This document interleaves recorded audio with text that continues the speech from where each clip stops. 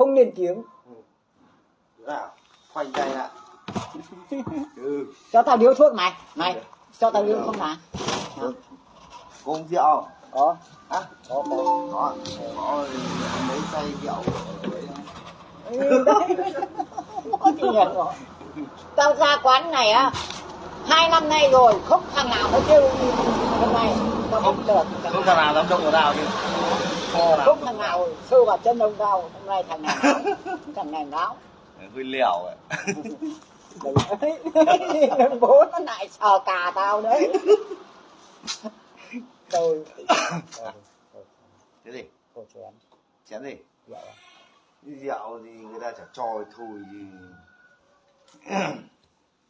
Đây rượu để xe đấy.